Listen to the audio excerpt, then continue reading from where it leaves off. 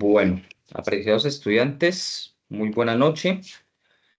Un placer saludarlos el día de hoy, miércoles 22 de abril de 2027, 23 de abril de 2025, ¿verdad? Hoy vamos a encontrarnos para desarrollar nuestro tercer CIPAS correspondiente al caso 4 o a la fase 4, donde analizaremos de manera crítica la economía. Eh, Le saluda su tutor Liberto Trujillo Torres y el tutor Freddy William Andrade, quien ahora va a proceder a saludarnos. ¿Listo? Entonces, chicos, lo que vamos a analizar primero es qué es el comercio internacional. ¿Listo? Partamos de eso. ¿Qué es el comercio internacional? Y como su nombre lo dice, comercio internacional, sencillamente son las relaciones comerciales o ese intercambio de bienes, productos y servicios que realizan los países, ya sea de manera independiente o a través de regiones o bloques económicos a nivel mundial. Estas relaciones, estos intercambios pueden darse a través de organismos oficiales o a través de particulares, ¿listo? Entonces, por ejemplo, tenemos la Organización Mundial de Comercio, ¿cierto? O tenemos la Unión Europea, que es una de las formas de cómo se ha logrado la integración de países, ¿listo? Entonces, para poder hablar de comercio internacional, pues tenemos que hablar de dos variables muy importantes que enmarcan ese comercio internacional y que hoy en día están bastante vigentes y toman cada vez más relevancia por las decisiones económicas que está tomando el presidente de Estados Unidos, el señor Donald Trump. Entonces, hay que tener en cuenta, chicos, estas dos grandes variables, ¿cierto? Y que ya la vimos en nuestra fase 2, que hacen parte del Producto Interno Bruto, ¿verdad? Entonces, por un lado, tenemos las importaciones y por otro lado, tenemos las exportaciones. Si nos vamos a la definición de importación y exportación, pues tenemos que las importaciones son aquellas eh, transacciones de bienes o, bueno, intercambios de bienes y servicios que realiza un país de origen, perdón, que realiza un país de origen desde un país exterior hacia un país de origen, ¿cierto? Entonces, caso colombiano, Colombia no produce carros, no elabora carros, ¿cierto? Por lo tanto, tiene que traer los carros de otros países. Eso es lo que llamamos importación, ¿cierto? Entonces, traemos carros de Japón, traemos carros de Estados Unidos, traemos carros de Europa, traemos carros de México, porque Colombia no produce carros, no produce vehículos. A eso es lo que llamamos importación. Entonces, si nos vamos al concepto técnico, tenemos que la importación es trasladar de manera formal y legal productos que se producen en otro país y que son demandados para el consumo en los países a los cuales se llevan estos productos, ¿cierto? Entonces, los productos que se importan ingresan al país de recepción a través de las fronteras, ¿cierto? Y obviamente están sujetos al pago de unos cánones que establece el país en cuestión. Por el contrario, las exportaciones son es la relación, el intercambio comercial de los bienes y servicios que salen de Colombia, a manera de ejemplo, hacia otros países, ¿cierto? Entonces, esas exportaciones es aquella operación comercial en la cual se envían bienes o servicios fuera del territorio nacional. Este envío, pues, puede realizarse a través de cualquiera de las formas de transportes que tenemos, ya sea la vía marítima, la vía terrestre o el caso de la vía aérea. Entonces, las importaciones llamamos a los productos que traemos de otros países hacia Colombia, las exportaciones, los productos que salen de Colombia hacia otros países. ¿Qué exportamos? Por ejemplo, café, ¿cierto? Exportamos petróleo, exportamos oro, exportamos banano, flores, Gracias. esmeraldas. ¿Listo? Entonces, por favor, claro esos dos conceptos, importaciones y exportaciones. Importaciones, lo que entra, exportaciones, lo que sale. ¿Listo, chicos? Entonces, teniendo en cuenta esas dos grandes variables, tenemos que hacer un poquito de recorderis, ¿cierto? Y desplazarnos hace unos añitos atrás, cuando empezaron o tomó cada vez más relevancia la economía a partir de los grandes clásicos económicos, ¿cierto? Bueno, los grandes economistas que pertenecieron a la escuela clásica. Tenemos a Adam Smith y también pues tenemos a David Ricardo. ¿Cuál es la importancia de David Ricardo en el comercio internacional? La importancia de David Ricardo radica, chicos, principalmente en la ventaja comparativa. ¿Y qué es la ventaja comparativa? Tenemos dos tipos de ventajas en materia de comercio internacional. Una, la ventaja competitiva y otra, la ventaja comparativa. ¿Listo? Entonces, esa ventaja comparativa sencillamente radica en que un país debe especializarse en la producción y la exportación de las mercancías que puede producir a un costo relativamente más bajo y debe importar aquellas otras en las que ese producto es mucho más elevado que producirlo de manera interna. Entonces les voy a poner un ejemplo. Colombia tiene todas las facilidades en materia de pisos térmicos, en materia de clima, ¿cierto? Para producir café. Pero Arabia Saudita no. Entonces, por poner un ejemplo, Colombia produce a 5.000 pesos la libra de café, ¿cierto? Mientras que si Arabia Saudita quisiera producir café, pues al ser un desierto, tiene que plantar una infraestructura bastante robusta, bastante sólida, que permitiera la producción de café. Pero ellos van a producir, supongamos, bajo el supuesto de que ellos pueden producir café, la producción de la libra de café les va a costar 100.000 pesos, mientras que la producción de café en Colombia, solamente micrófono por favor, mientras que la producción en Colombia, el costo de producir una libra de café en Colombia vale 5.000. Entonces, Arabia Saudita no debería producir café, ¿cierto? Porque le sale muy costoso y por lo tanto debería importar el café. Colombia, ¿cierto? Que le sale mucho más barato producir café, debería especializarse en producir café y exportarlo. ¿Listo? Ese es lo que llamamos ventaja comparativa. Y por otra parte está la ventaja competitiva. ¿Listo? ¿Y cuál es la ventaja cuál es la diferencia entre la ventaja competitiva y la ventaja comparativa?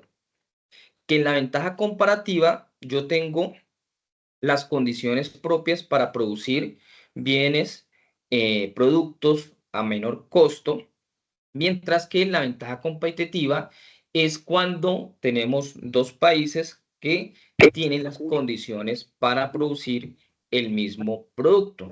Entonces, el caso de Colombia-Brasil. Colombia tiene las condiciones climáticas, de suelos, etcétera, para producir café, ¿cierto? Barato. Y Brasil también tiene las condiciones para producir café barato. Pero entonces, si los dos producimos lo mismo, aquí es donde viene la ventaja competitiva. Yo, Colombia, debe mejorar su producción, ¿cierto?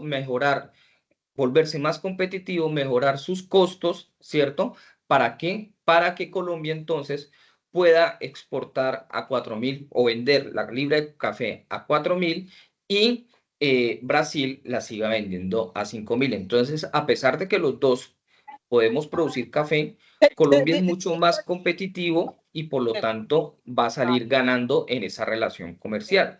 Ahora, no siempre podemos hablar de precios, podemos hablar de otras condiciones, calidad, ¿cierto? Entonces, Brasil produce café, Colombia produce café. El café colombiano es mucho más costoso. ¿Por qué? Porque es de mucha mayor calidad. Entonces, Colombia tiene una ventaja competitiva. No podemos hablar de ventaja comparativa porque los dos producimos café.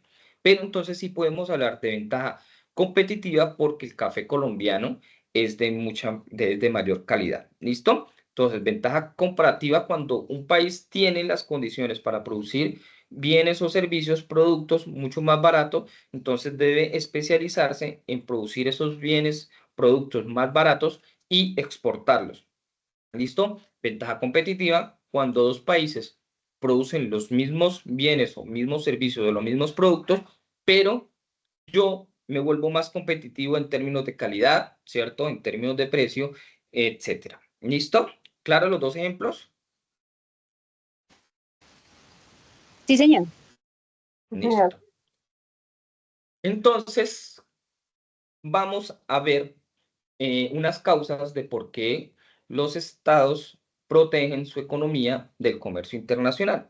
Caso práctico, lo que estamos viviendo hoy en día con el caso Estados Unidos. Entonces, ¿por qué un país protege su economía? Pues primero, porque tiene una industria incipiente. Entonces, un ejemplo, caso de la papa, ¿cierto? Entonces nosotros somos muy buenos produciendo papa, ¿cierto? Pero no somos competitivos produciendo papa. Entonces, cualquier país que sí tiene una ventaja competitiva en la producción de papa va a traer la papa mucho más barata a Colombia, lo cual va a llevar a que cierren o que los paperos fracasen. No sé si ustedes vieron la noticia hace 15 días, hace 8 días, de que una empresa productora de papel en el Valle, en Jumbo, cerró sus puertas.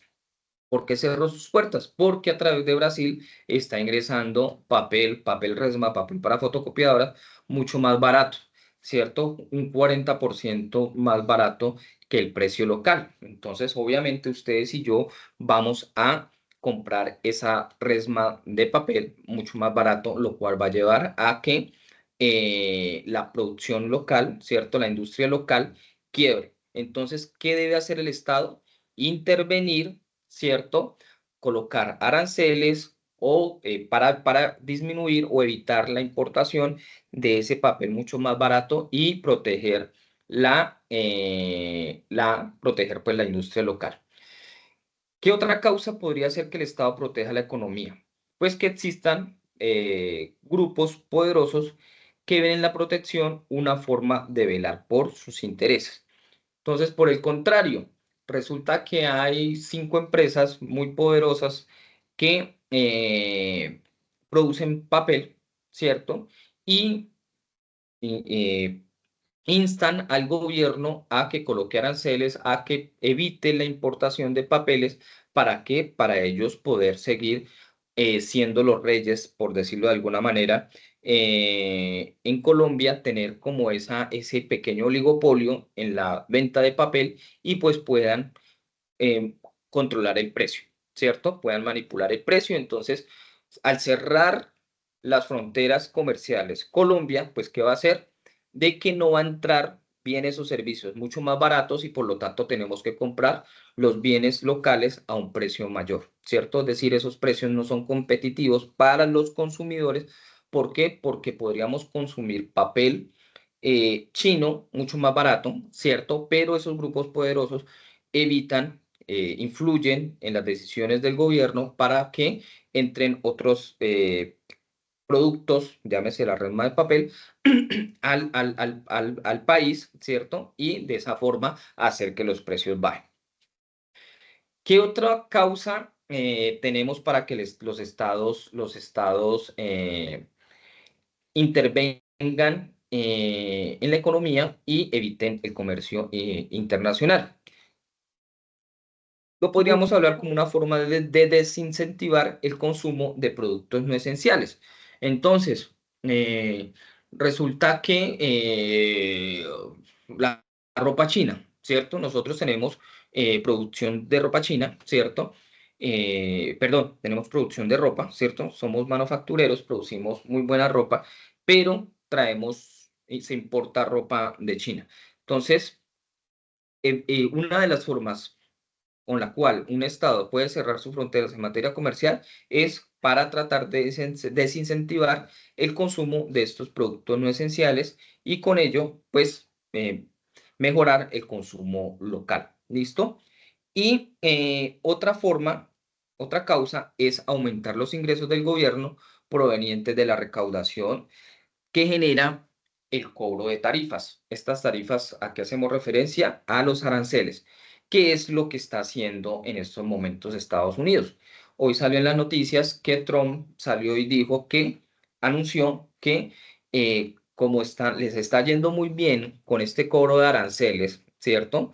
Por la importación de bienes y servicios, es probable, quién sabe si sea un anuncio populista o definitivamente o en definitiva lo aplique, que como están recaudando mucho dinero, ¿cierto? Vía aranceles, se abría la posibilidad de disminuir los impuestos, ¿cierto? Recordemos que pues, los impuestos es la principal fuente de ingresos del Estado y hay dos formas. Uno, recogerlo a través de los ciudadanos, o bueno, hay muchas formas. Una de ellas es recogerlo a través de los ciudadanos, caso colombiano, vía IVA, ¿cierto? O dos, eh, recogerlos a través de los aranceles. Entonces, si antes vía IVA cobro, me recibo 500 pesos, ¿cierto? Los ingresos del Estado son 500 pesos y aranceles cero, ¿cierto? Ahorita pues ya vía aranceles estoy recogiendo por ejemplo, 200 o 300 pesos, razón por la cual podría disminuirle el IVA a los colombianos. ¿Sí es claro el ejemplo? ¿Sí me siguieron?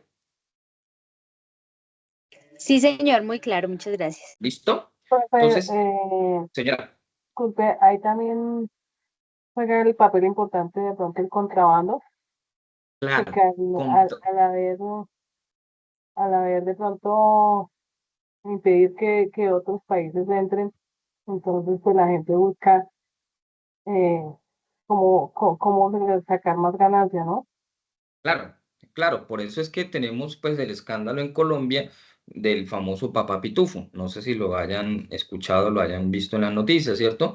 Papá Pitufo de acuerdo con las noticias, es un señor que traía mucho contrabando, entraba mucho contrabando al país. ¿Y esto qué hacen? Entonces pongamos el ejemplo nuevamente del papel. Compran en China más barato el papel y lo ingresan de manera ilegal a través del contrabando y lo venden en Colombia mucho más barato, ¿sí? Entonces, esto hace, pues, que obviamente los productores locales quiebren, ¿sí? El contrabando. Y otro término que también utilizamos en comercio internacional es el famoso dumping. ¿Y qué es el dumping? El dumping es si, por ejemplo, yo le cobro un arancel del 50% a China por la importación de papel, pero a Brasil le cobro un 20% o no le cobro a Brasil arancel por traer papel, entonces, ¿qué hacen los empresarios? Pues no traen el papel directamente de China, sino que lo llevan a Brasil y como Colombia no le tiene arancel al papel traído de Brasil, entonces importo, entre comillas, de Brasil ese papel. ¿Sí? ¿Sí es claro el ejemplo Sí, señor. del Cada- dumping? Sería un intermediario, Exacto. Sí, pero pues ahí también saldría más costoso, ¿no? ¿O no? pero no mucho, no mucho, ¿cierto? No saldría muy costoso. Que ese es precisamente el dumping lo que afectó a esta empresa productora de papel de Jumbo Valle y que hizo que ella cerrara sus puertas. ¿Por qué? Porque se evidencia que están haciendo dumping, llega a Brasil ese papel y de Brasil lo traen acá, ¿cierto? Entonces eso hace que se evite el arancel que Colombia le tiene directamente a China, dado que Colombia no le tiene arancel a Brasil. ¿Listo? A manera de ejemplo, ¿vale? Entonces tenemos Doctor, qué dos, pena la consulta. señora. Pero entonces ese dumping que usted indica que se hace, ese es como una forma legal de Ajá. bajar la forma de ingresarlo, ¿verdad? O sea, sí es Sí, legal. sí. Sí es legal. Es legal y no es legal. ¿Por qué? Eh, Porque cuando su merced revisa la resma de papel, dice producido en China, ¿cierto? Pero entonces, ¿qué hacen en Brasil? Le cambian y le dicen producido en Brasil. Sí, le cambian la etiqueta. ¿Sí me siguen? Ah, claro. ¿Y eso sería como por temas aduaneros o...? Claro, claro, porque si lo traigo, supongamos que la resma comprada en China con un arancel del 40% vale 15.000, pero comprada en Brasil me vale 10.000, ¿cierto? Entonces, pues el importador se va a ahorrar 5.000 pesos. ¿Sí me siguen? Claro, sí, señor. ¿Sí? Entonces son esas trampitas que se ven en el comercio internacional. Claro, hay leyes antidumping, ¿sí? Y no es el caso solamente en Colombia, esto se ha visto a nivel mundial, el caso del dumping y obviamente el tema del contrabando, pues dado que entra este contrabando, pues no declara, no paga y perjudica la industria nacional. ¿Qué desventajas tenemos del comercio internacional? Pues introduce la pérdida de la soberanía nacional, ¿cierto? Al depender, pues, de otros bienes internacionales, como nos está pasando con Estados Unidos, ¿cierto? Estamos perdiendo soberanía porque vamos a depender de, digámoslo así, suena feo, pero del chantaje, digámoslo así, de Estados Unidos, ¿cierto? Entonces, por ejemplo, caso de Panamá. Le voy a colocar aranceles a Panamá porque el canal de Panamá está siendo administrado por los chinos. Entonces, ¿qué hizo Panamá? Dijo, no señor, no está administrado por los chinos y antes les voy a dejar colocar una base acá para evitar los chinos, ¿cierto? Que los chinos ingresen a Panamá. Entonces, ahí Panamá pues está perdiendo soberanía porque está siendo de alguna forma chantajeada o manipulada por Estados Unidos. Ahora, ¿qué otra desventaja tenemos del comercio internacional? Pues provoca el desplazamiento de trabajadores hacia países, ¿cierto? Es decir, tenemos migración de pueblos con diversidad de culturas y por desigualdades existentes en el mundo. Entonces, colombianos que se van a Europa, ¿cierto? A España a trabajar o para Estados Unidos. Vimos que el año pasado, antepasado, se iban para Estados Unidos, lo que llamamos el hueco, ¿cierto? ¿Por qué? Porque aumenta la producción de Estados Unidos y al aumentar la producción de Estados Unidos se requiere más mano de obra o en España o en Europa o el país que tomemos como referencia se necesita más mano de obra y por lo tanto la mano de obra de los colombianos se va para otros países. Aumenta la dependencia del nivel de ingresos. Esta mañana la presidenta de la Cámara Colombo Americana decía que por cuenta de los aranceles que nos ha puesto, que es del 10% Donald Trump a los productos colombianos, se corren el riesgo de perder 4,5 billones de pesos y no recuerdo si eran 15.000 puestos de trabajo o 95.000 puestos de trabajo, ¿cierto? ¿Por qué? Pues porque sencillamente al colocar un arancel Donald Trump, ¿cierto? Va a hacer que el producto colombiano en Estados Unidos sea más costoso y por lo tanto el estadounidense va a dejar de consumir nuestros productos. Si el estadounidense deja de consumir nuestros productos, el colombiano pues deja de producir su producto y si dejo de producir pues tengo que despedir a la gente, ¿cierto? Entonces, por un lado, disminuye el nivel de ingresos y pues por otro lado se pierde el empleo. Y como lo vemos en el punto D, hay pérdidas para los sectores que poseen recursos escasos en el país y que son abundantes en otro, ¿cierto? Entonces, como Estados Unidos está protegiendo su industria, pues va a hacer que la industria se fortalezca de ellos y por lo tanto nuestra industria se va a debilitar. ¿Qué barreras tenemos en el comercio internacional? Pues la más famosa, la imposición de tarifas o aranceles y que está de moda, ¿cierto? Entonces, ¿qué es un arancel? Pues sencillamente un impuesto que se impone a los bienes al momento de cruzar la frontera. Eso es un arancel. El arancel es un impuesto. Ya sea, ese arancel puede ser a las importaciones o puede ser a las exportaciones, ¿cierto? Uno dice, bueno, a las importaciones para proteger la industria local, ¿cierto? Entonces la papa en Colombia está a 800 pesos. La papa que producen los amigos paperos de Boyacá está a 800 pesos, pero la papa que traemos de Europa está a 500. Sean sinceros, muchachos. Colombiano compra colombiano, ¿aplicaría? En ese caso no, porque pues uno ¿Ustedes busca la economía. comprarían la papa a 800 pesos a nuestros amigos de Boyacá o preferirían comprar a 500 pesos la papa importada de Europa? La de 500. Profe, Señora, exactamente. Realmente por el factor Siempre van a económico, preferir la de 500. diría uno que lo más económico, valga la redundancia. claro, ¿cierto? Todos pues, nos va a doler el bolsillo. Entonces, a pesar de que querramos mucho a nuestros campesinos boyacenses, pues son 300 pesos de diferencia y por lo tanto, pues vamos a preferir comprar la papa europea. Entonces, ¿qué hace el gobierno? Pues sencillamente le coloca un arancel del 100%, lo que hizo Trump con China, bueno, ya va como en 250%. Supongamos que le coloca un arancel del 100%, entonces la papa trae de Europa no va a costar 500, sino que va a costar 1000. Entonces, la papa europea, 1000 pesos, la papa de los campesinos boyacenses, 800.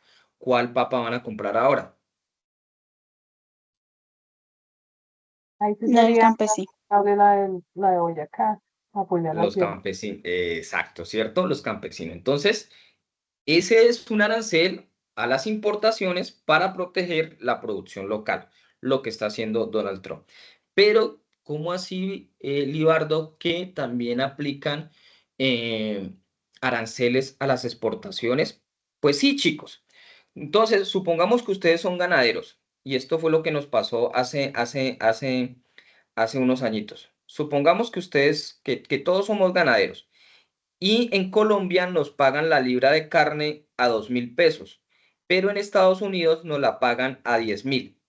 ¿Ustedes dónde preferirían vender la carne? ¿En Colombia que nos la pagan a 2.000 la libra o en Estados Unidos que nos la pagan a 10.000?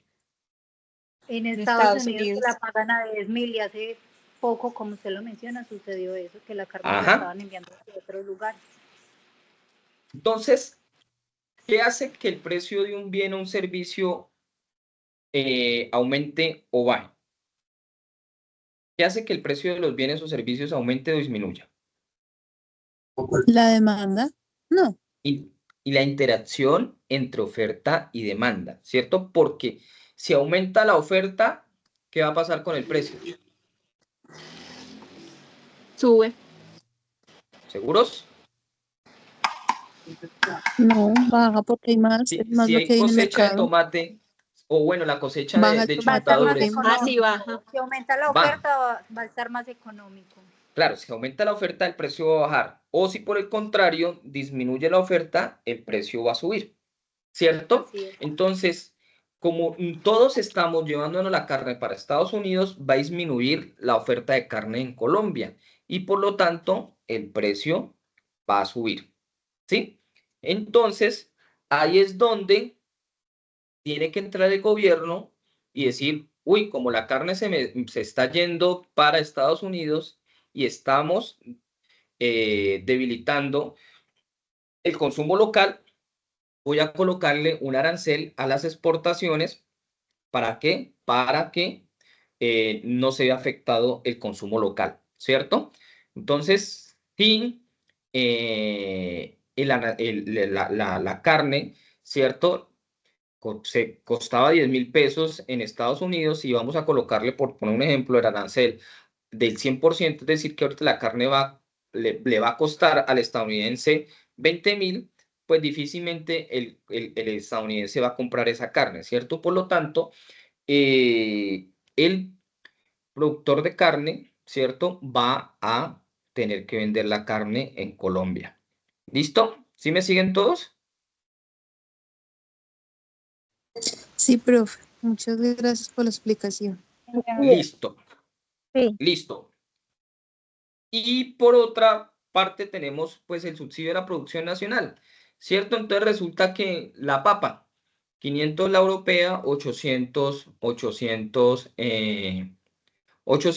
la papa boyacense. Entonces, ¿qué se le puede decir a los campesinos boyacenses? Miren, para protegerlo a ustedes les voy a dar 400 por cada libra de papa, ¿cierto? Y el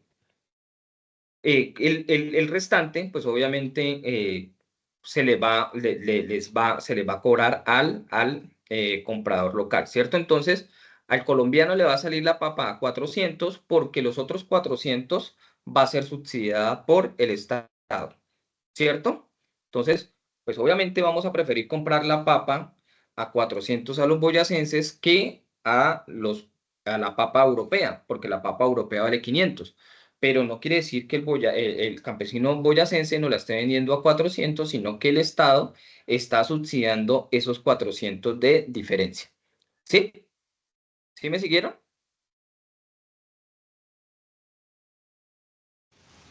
Sí, señor. Sí, Listo. señor. Bueno. Ahora, ¿qué ventajas tenemos pues de la apertura comercial de un país, cierto? Pues obviamente nosotros como consumidores nos vamos a ver beneficiados porque pues vamos a tener una mayor variedad de bienes comparadas con la producción doméstica, ¿cierto? Entonces, si no producimos vehículos, caso de Cuba, ¿cierto? Entonces, ¿qué pasa con Cuba? Pues solamente vemos los carros clásicos, los carritos viejos, ¿cierto? Porque no pueden llevar carros nuevos, entonces solamente pueden comprar los carros domésticos, solamente por poner un ejemplo, ¿cierto? ¿Qué otra ventaja tenemos? Pues poder adquirir un bien en el mercado internacional a un precio menor a aquel previo de la apertura. Entonces, papa boyacense 800, ahora papa europea a 400. Nosotros vamos a ver beneficiado, ¿cierto? Entonces, ahí es donde viene la ventaja comparativa. Entonces, venga, hermanos boyacenses, campesinos boyacenses, pues vean, ya producir papa no es rentable porque sale más barato traerla de Europa, entonces dediquémonos a otra cosa. Entonces, no produzcamos papa, sino que produzcamos cebolla. Esa ventaja comparativa no la tenemos y mucho menos la ventaja competitiva porque la papa europea está mucho más barata. Por lo tanto, señor campesino boyacense, siembre cebolla, siembre yuca, siembre zanahoria, donde usted tenga una mayor ventaja. ¿Listo? Y obviamente, pues el productor aumentará el tamaño del mercado para así lograr reducir el costo medio de la producción y elevar sus ganancias, ¿cierto? Entonces, aquí es donde vienen las economías de escala, ¿cierto? No es lo mismo producir 10 panes a que producir 1000 panes. Al producir una mayor cantidad, los costos van a ser menores, ¿cierto? Y por lo tanto van a aumentar las ganancias. ¿Qué otras ventajas tenemos? Pues que cada país se especializa en aquellos productos donde tiene una mayor eficiencia, ¿cierto? Entonces, donde tengo una mayor ventaja comparativa y una ventaja competitiva, lo cual pues le permite utilizar mejor sus recursos y elevar el nivel de vida de sus trabajadores. Y pues hace que un país importe aquellos bienes cuya producción interna no es suficiente y obviamente que en el país no se produzcan. Claro, el comercio internacional. Sí, señor. Listo. Entonces pasemos al siguiente tema. Listo, que es el tipo de cambio, chicos. Libardo, Señor. Profesor Freddy. Señor. ¿qué más, profe? Muchachos, buenas Sí. noches. Bienvenido. Perdón un Buenas segundito, noches. simplemente quisiera como Buenas hacer noches, profe. perdón un momento, unas, eh, antes de pasar a tipo de cambio, Apreciaciones.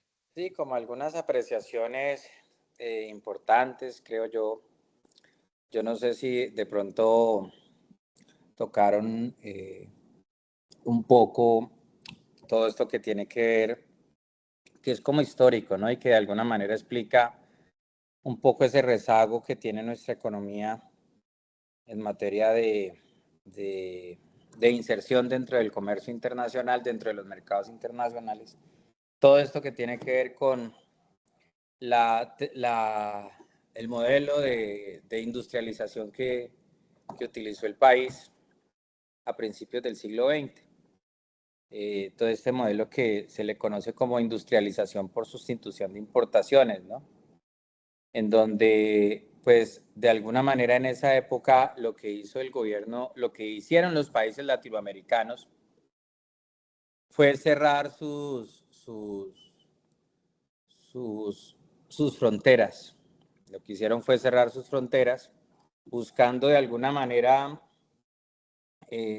fortalecerse para que en algún momento esto se pudieran, digamos, insertar de una mejor manera en el comercio internacional.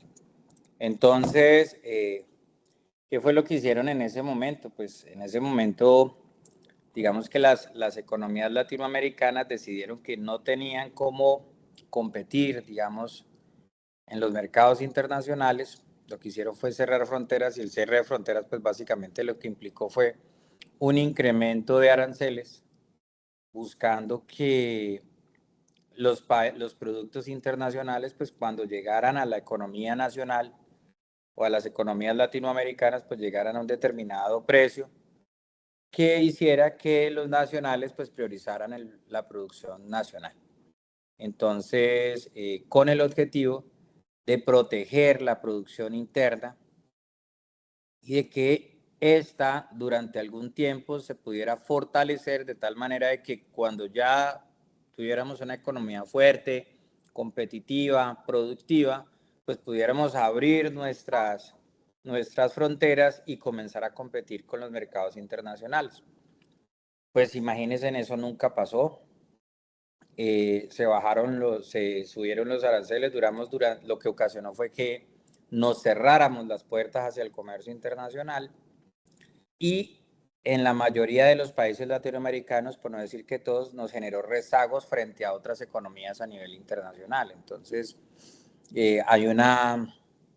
cuando uno mira, por ejemplo, el crecimiento o hace un comparativo entre el crecimiento de la economía de los países que se denominan tigres asiáticos, que probablemente ustedes habrán escuchado, y los compara uno con el crecimiento de las economías latinoamericanas, particularmente con la colombiana, pues uno observa que inclusive un comparativo entre Corea del Sur y Corea y Colombia, el PIB per cápita, el Producto Interno Bruto, el PIB per cápita en los años 50, 60, el PIB per cápita colombiano estaba por encima del PIB per cápita de los coreanos, de la Corea desarrollada, que es la Corea del Sur.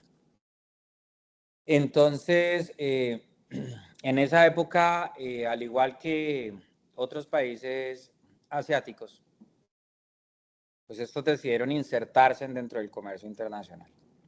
Y esa inserción del comercio internacional de este país coreano, pues básicamente giró en torno a una política de Estado en donde el Estado dijo, bueno, vamos a insertarnos en el comercio internacional. Yo, Estado, les voy a ayudar a ustedes, los empresarios.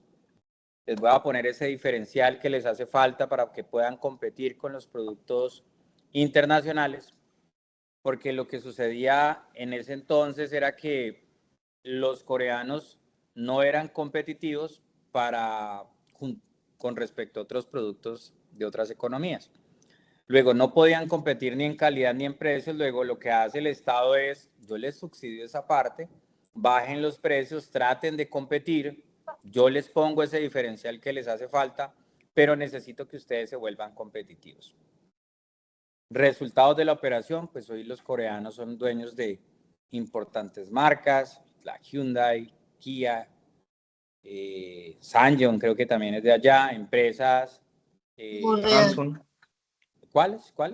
Samsung. ¡Qué aburrida! Samsung, todas estas empresas que ustedes habrán escuchado. Y eso se dio... Micrófono, chicos. El micrófono, por favor. Y eso se dio producto de esa inserción que los coreanos tuvieron en ese momento y que los obligó a competir. Entonces, por el contrario, en Latinoamérica lo que hicimos fue encerrarnos, mientras que los países asiáticos como Corea del Sur se abrieron a las economías hacia los mercados internacionales. En Latinoamérica y en Colombia, pues lo que hicimos fue encerrarnos. Y ese encierro, pues nos generó un rezago. Hoy si comparamos el PIB per cápita de los coreanos, de Corea del Sur con respecto a Colombia, pues están muy lejos, ¿cierto? Estos coreanos pues nos llevan mucha ventaja, tienen una economía totalmente industrializada, como mencionamos hace poco, todas estas empresas multinacionales que son producto de esa necesidad de volverse competitivos. Entonces, aquí en Latinoamérica lo que pasó fue que en cada país la competencia era yo con yo, y cuando yo compito con el yo con yo, pues no, lo que sucede es que no tengo necesidad de mejorar mis productos. Los productos que yo saco al mercado pues van a ser comprados porque no hay competencia y no se generan incentivos para mejorar la calidad de los productos. Años después, en Colombia y en Latinoamérica nos damos cuenta de que esa inserción en los mercados internacionales es fundamental para que las economías crezcan. Aparecen los tratados de libre comercio. Colombia firma, pues digamos que hay unos acuerdos bilaterales y multilaterales que se vienen dando en Latinoamérica desde hace rato, los países de la Mercosur, los países de la Merconorte, ¿cierto? Digamos que como países que comparten frontera, entonces digamos que hay unos determinados acuerdos ahí para movilidad especialmente de bienes y servicios, en especial productos. Pero ya aparecen, digamos, unos acuerdos mucho más fuertes que son los tratados de libre comercio. Y Colombia firma su primer tratado de libre comercio con Estados Unidos por allá en el 2002, en la época en el gobierno de Álvaro Uribe, creo que era. Y este entra en vigor 10 años después. Una cosa es firmar el tratado de libre comercio y otra cosa es que ya entre en ejecución este tratado en vigor. Este acuerdo entra en Colombia 10 años después. 10 años después, porque pues digamos que para que pudiera arrancar este tratado de libre comercio, pues se tenían que cumplir una serie de normas que eran obligatorias, ¿no? Entonces, temas laborales, una serie de condiciones que tenían que darse, que Colombia no los estaba cumpliendo y solo hasta el gobierno de Juan Manuel Santos, por allá en el 2012, entre comillas, digamos que se pudieron dar. Cuando este tratado de libre comercio entra en vigor, pues, y durante todos estos 10 años, pues se han dado cualquier cantidad de críticas a estos tratados, porque normalmente se dice que cuando, bueno, un tratado que es negociar una serie de condiciones, dentro de las muchas condiciones que se negocian, está el tema de bajar los aranceles, y como lo decía el profe Libardo hace un rato, pues comienzan a darse en esas situaciones porque pues yo bajo aranceles, esa es la protección que tengo de mi mercado interno, y si el producto que yo vendo no es competitivo, pues va a llegar un producto internacional, en este caso de Estados Unidos, que va a tener mucha más calidad, va a ser mucho más competitivo y en muchas ocasiones, como en el sector agrícola con subsidios, que va a llegar a nuestra economía y que probablemente se va a apoderar del mercado y los productores nacionales pues van a quedar pues fregados.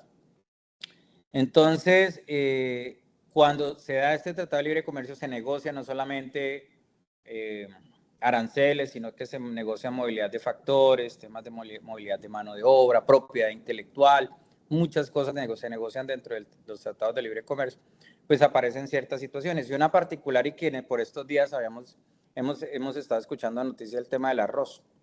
Los arroceros están enfrentando una situación, o históricamente, digamos, desde ese Tratado de Libre Comercio ha estado como un peligro ahí latente, porque ellos son uno de los sectores que más se opusieron a este Tratado de Libre Comercio, porque la competitividad de los arroceros, del sector arrocero en nuestro país, dista mucho de la competitividad del país de Estados Unidos. Dista en el sentido de que está muy atrás comparativamente con la tecnología y con la competitividad, la productividad que tienen pues, los norteamericanos. Sin embargo, siempre se ha dicho, tuvieron 10 años desde el 2002 hasta el 2012. Y fuera de eso, cuando se firma ese tratado de libre comercio, se habla de una protección de 20 años, porque los tratados también vienen con protección. No es que le van a bajar los aranceles de una vez, sino que comienzan a hacerlos de manera gradual. Y esa protección es de 20 años. Ya esa protección se está acabando. Ya a 2012 a 2025 ya vamos, que 13 años más o menos. Pero los arroceros, el sector ha tenido 10 y 13, 23 años para que se vuelvan competitivos. Digamos que de las dinámicas del comercio internacional, de lo que se da a través del comercio internacional, es que los países se especialicen en aquellos productos en donde son, pues obviamente, buenos, competitivos, hay unas dinámicas importantes, interesantes, el entorno ayuda, y pues que eso se produzca y se venda. Y se dice en un momento dado pues, de que si no es competitivo el sector, pues que se pongan a hacer otra cosa. Sin embargo, en términos de justicia social, también en términos de Empleo. De empleo, pues no podemos dejar acabar un sector porque pues imagínense ustedes que se van a poner a hacer los arroceros de la noche a la mañana. Algo similar a lo que sucede con el sector cafetero.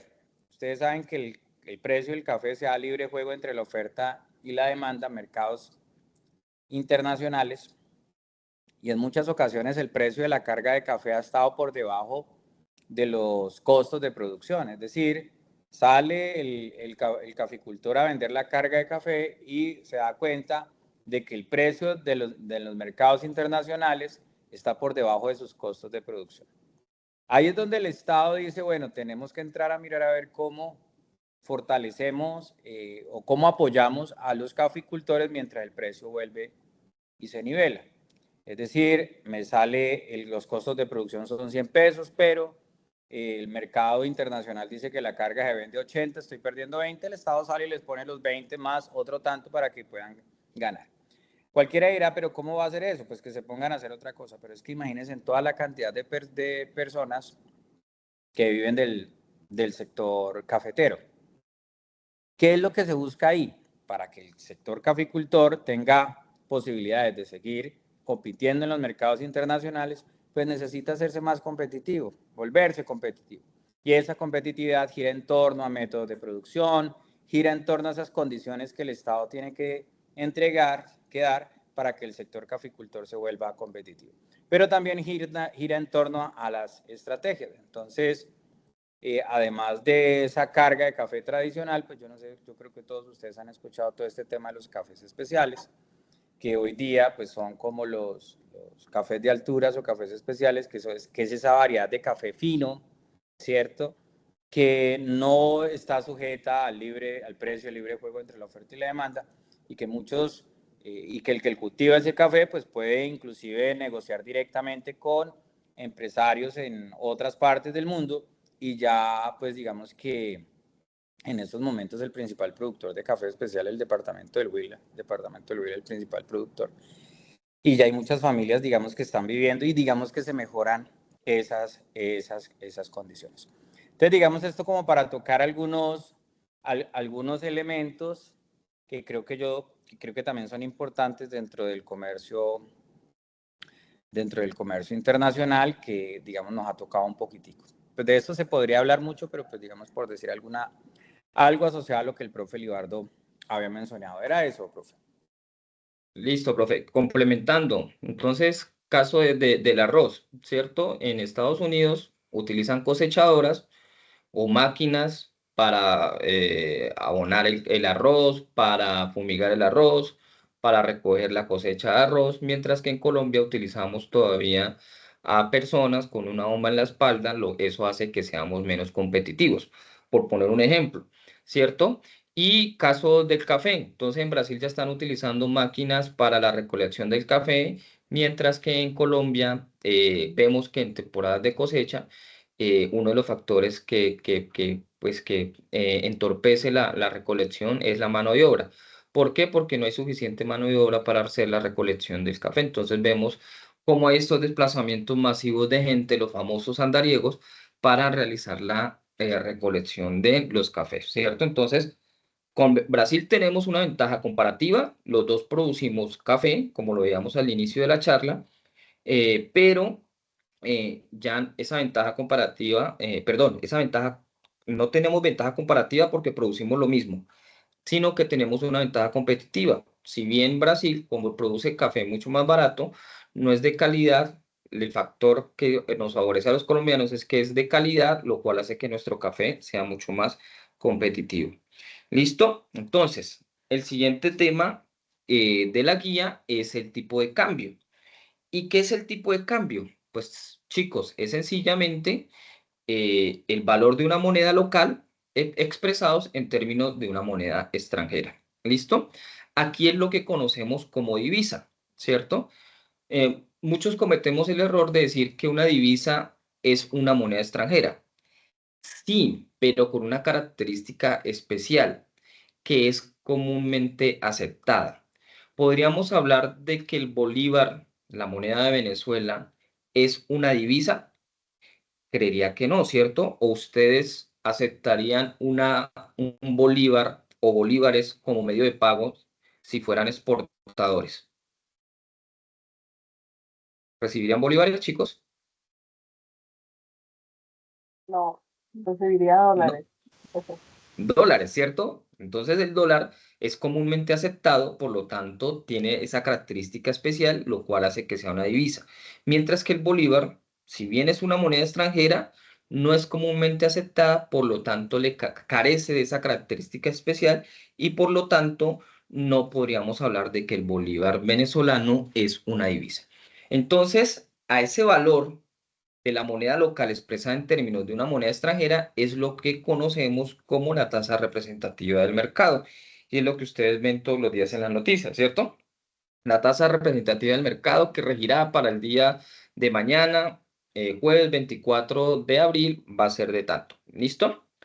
Entonces, esa tasa de cambio, ¿cierto? Esa tasa representativa del mercado, pues sencillamente es la cantidad de pesos colombianos por un dólar estadounidense. ¿Por qué el dólar estadounidense? Porque el dólar, pues sencillamente es la moneda predilecta en la cual los colombianos hacemos nuestras transacciones, ¿cierto? Entonces, ¿cómo se lo calcula el valor de ese dólar? Es decir, la TM. Pues sencillamente se calcula con base en las operaciones de compra y venta de divisas, lo que hablábamos hace rato, oferta y demanda. El precio del dólar también se determina así, chicos. Si aumenta la oferta de dólares en la economía colombiana, el precio va a bajar. Si disminuye la cantidad de dólares en la economía colombiana, el precio va a subir, ¿cierto? Entonces, ese valor, esa TRM, se calcula entre esa relación entre oferta y demanda, la venta y compra de divisas que se transan pues en el mercado cambiario colombiano. Entonces, recordemos que el mercado cambiario, principalmente a través de la Bolsa de Valores de Colombia, abre a las 8 de la mañana y cierra a la 1 de la tarde. ¿Listo? Abre a las 8 de la mañana, muchachos, por favor, y no se les olvide que cierra a la 1 de la tarde. Después de la 1 de la tarde, tipo 4 de la tarde, sale la Superintendencia Financiera y dice, la tasa que regirá para el día de mañana, es decir, la TRM, va a ser tal valor. Y con ese valor abre al otro día el mercado cambiario, el valor de esa TRM. ¿Listo? Para que tengamos una idea cómo funciona más o menos el mercado cambiario. ¿De qué depende la tasa representativa? Entonces, pues obviamente el mercado de divisas. Como les decía anteriormente, si hay exceso de oferta de divisas, pues el precio es menor o por el contrario, hay poca oferta, pues el precio es mayor. Entonces vemos cómo con este nerviosismo, ¿cierto? Con esta incertidumbre que hay en el mercado internacional, en la economía internacional, ¿cierto? Con Donald Trump, pues el dólar se ha disparado. Ya nuevamente está volviendo a disminuir. ¿Cierto? ¿Por qué? Porque los inversionistas eh, toman como referencia el dólar para utilizarlo como un capital refugio.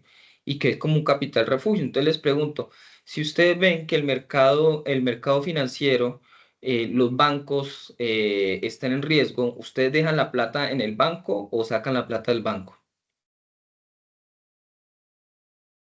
Te sacan.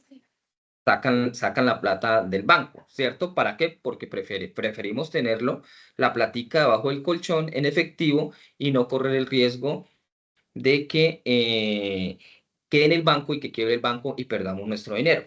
Es más o menos la misma lógica que se vive en el comercio o en la economía internacional, ¿cierto? Entonces, si vemos que hay incertidumbre, ¿cierto? Porque un presidente como el Donald Trump está modificando las condiciones del mercado del comercio internacional, pues sencillamente yo prefiero tener esos dólares guardaditos y no correr el riesgo de perderlos. Entonces, al sacar esos dólares del mercado colombiano, disminuye la oferta y eso hace que el dólar suba. ¿Listo?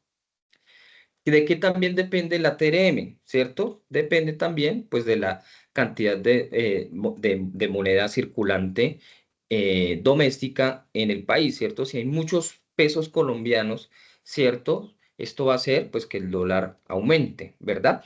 ¿Por qué? Pues porque muchos pesos colombianos, pues esto va a conllevar a que aumente la inflación, etcétera, etcétera.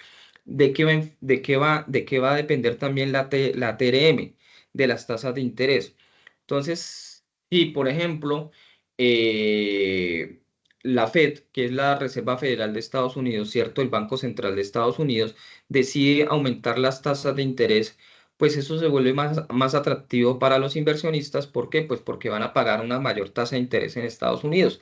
Entonces nos llevamos los dólares de Colombia para Estados Unidos, lo cual va a hacer que salgan dólares de Colombia, de la economía colombiana, y por lo tanto el precio del dólar vaya a aumentar.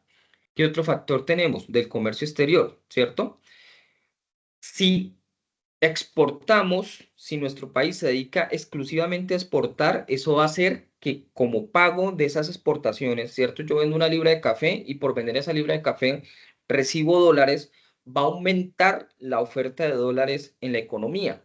Por lo tanto, al aumentar la oferta de dólares, la cantidad de dólares en la economía, el precio del dólar va a disminuir. O puede suceder lo contrario, si nos dedicamos a importar, ¿cierto? Si vamos a traer solamente carros, esos carros toca que pagarlos en dólares, por lo tanto los dólares de la economía colombiana se van a ir, ¿cierto? Lo cual va a hacer que disminuya la oferta y por lo tanto suba el precio del dólar. ¿De qué más depende? De los flujos de capitales. Entonces, Coca-Cola va a colocar una planta, una nueva planta, nosotros estamos en Neiva, una nueva planta en Neiva, ¿cierto? Entonces, para poder montar esa planta, pues toca que invertir dinero. Y esa inversión extranjera, ¿cierto? ¿Qué quiere decir? Que llegan dólares a la economía colombiana, ¿cierto? Para montar la infraestructura, para contratar gente, etcétera. Llegan dólares a la economía colombiana, lo que hace que aumenten la cantidad de dólares en el país y por lo tanto el dólar vaya a disminuir. O por el contrario, que salga inversión extranjera o disminuye la inversión extranjera y por lo tanto el dólar va a aumentarse, ¿cierto? ¿De qué otra variable? De inversionistas, ¿cierto? Gente que trae dólares y compra en la bolsa de valores acciones, tienen una rentabilidad muy corta de 3 o 4 meses, lo que llamamos capitales golondrina, hacen la plata, ¿cierto? Invierten unos dólares, se hacen el dinero y se llevan luego esos dólares. Entonces también esto va a afectar que la TRM suba o baje. Y otras situaciones políticas. Entonces vimos cuando, caso práctico, Petro ganó la primera vuelta en Colombia, los mercados se pusieron nerviosos y empezó a subir el dólar. Y cierto, alcanzó el precio, creo que 4.000, 4.500, 4.600, se disparó el precio del dólar, ¿cierto? Por situaciones políticas de esta naturaleza. No sé, profe Freddy, si quiera agregar algo más o complementar. No, pues digamos que importante como tener en cuenta ahí digamos como esos elementos de los que hacía, digamos, como referencia el profe Libardo. Digamos, el dólar se alimenta, o el precio del dólar, que es, digamos, como el patrón de cambio, ese patrón de cambio universal, ¿no? Anteriormente, o el primer patrón de cambio universal que apareció, que se dio en nuestra historia, en la economía, en el mundo, fue el oro, ¿no? Entonces el oro era lo que se utilizaba, lo que uno podía, digamos, o lo que en su momento se podía transar en cualquier parte del mundo, y eso lo que hizo fue dinamizar el comercio internacional, porque cuando no hay ese patrón de cambio universal, pues es muy complicado, digamos, como esas transacciones. Y ese patrón de cambio universal de un momento a otro pues cambia y se convierte el dólar. El dólar termina desde hace mucho tiempo posicionándose, en especial después de la Segunda Guerra Mundial. Estados Unidos se posiciona como esa economía, emerge como esa economía fuerte en el mundo, y digamos que aparecen una serie de entidades, de organismos, más que entidades, de organismos.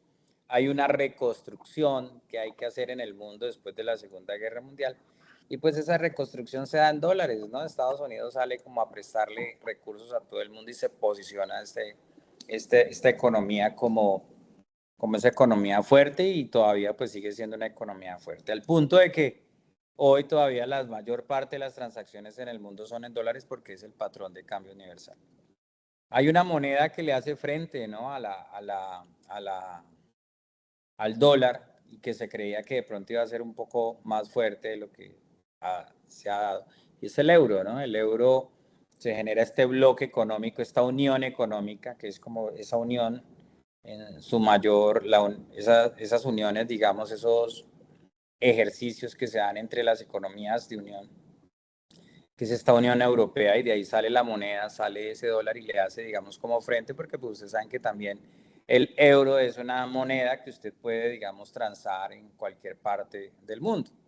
Usted se va con pesos colombianos para Europa, y pues en Europa pues usted no hace nada con pesos. Es más, se va para Perú y ni en Perú usted tiene que ir a ningún lado. Usted, los pesos colombianos, muere uno con que cambiarlos por dólares, ¿cierto? Y con los dólares es que uno funciona, o por euros. Los euros también funcionan. De resto, las monedas no. Hay unas que son fuertes, ¿no? La libra esterlina también es una moneda muy fuerte, ¿cierto? Pero pues digamos que el patrón de cambio, la moneda por excelencia es el dólar, y depende mucho de la confianza. Los mercados se mueven bajo confianza. Entonces, lo que decía el profe Libardo hace un rato, entonces cuando Petro gana por primera vez, creo que la primera vuelta, ¿cierto? La primera, Sí, y señor. la segunda también, cuando Sí. queda de presidente, los mercados comienzan a agitarse, porque como se cree, y digamos como que la percepción en el ambiente, y pues el recorrido histórico que tiene el presidente actual, dista de lo que ha estado siempre en el gobierno nacional, y se inclina mucho hacia un modelo económico de izquierda, ¿cierto? Entonces, pues, los mercados, las empresas, todo el mundo comienza a creer de que van a nacionalizar, van a hacer quién sabe qué cosas, y eso genera, digamos, como situaciones complejas. Entonces, por ejemplo, muchos capitales que hay en nuestra economía, pues pueden comenzar a salir, ¿cierto? Y esa escasez en un momento dado pues puede generar que el dólar comience a volverse costoso. Ya conseguir dólares no es tan fácil porque los dólares están saliendo de la economía, porque no hay confianza en el mercado. Entonces, por eso es que es importante generar confianza, y una de los objetivos importantes o de las responsabilidades importantes que tiene el Estado es generar confianza en la economía, porque de eso depende mucho esa estabilidad de los mercados, esa estabilidad del tipo de cambio. No se necesita un tipo de cambio a 10.000 o a 1.000, lo que se necesita un tipo de cambio es estable, que no sea tan volátil, porque esa volatilidad pone a ganar a unos y a perder a otros. Entonces ustedes saben que ahí los exportadores y los importadores comienzan a tener dificultades, situaciones complejas, dependiendo de si yo soy un importador que debo en dólares y el dólar se me dispara de un momento a otro, pues voy a tener dificultades. Si yo soy un exportador y comienzan a suceder pues situaciones similares, pues obviamente entendiendo la condición del exportador, pues puede que el gobierno, que la economía se haga más competitiva o no. Un exportador cuyo dólar se dispara, pues va a tener más posibilidades de vender sus productos en los mercados internacionales, porque probablemente pues con dólares se pueden comprar más productos. Pero lo que se espera no es que este dólar sea un dólar volátil, sino que sea un dólar estable, que debe haber confianza en la economía para que el dólar sea estable, y eso es recíproco, ¿no? En la medida en que tengamos un dólar estable, pues también podemos decir que tenemos una economía con confianza, con confianza. Le haría yo eso, profe Libardo. Listo. Algo que estamos omitiendo, profe Freddy, y hace parte de la pregunta del punto 1, es esa forma de integración, ¿no? De esa forma de integración regional.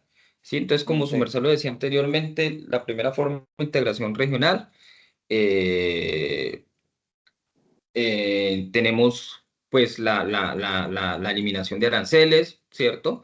inicialmente, luego tenemos los tratados de libre comercio, ¿cierto? Después evolucionamos a los mercados comunes, donde hay desplazamiento de capitales, hay desplazamiento de personal, ¿cierto? De mano de obra, que luego tenemos, empezamos a integrar materia política, ¿cierto? En materia de justicia y hasta llegar a un mercado completamente integrado o a unos países totalmente integrados, como es el caso de la Unión Europea. La Unión Europea, chicos, no comenzó hace 8 años, hace 10 años.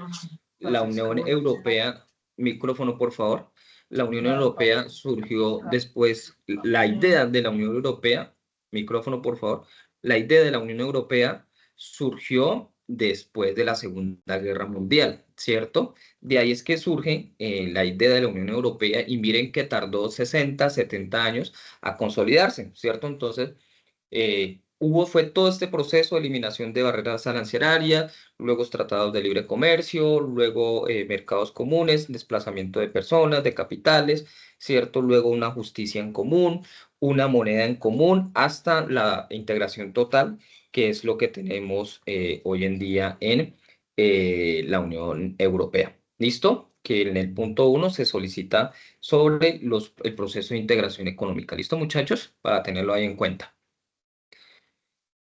Ahora, hay que tener en cuenta, chicos, que los tipos de cambio sufren de dos situaciones, digámoslo así.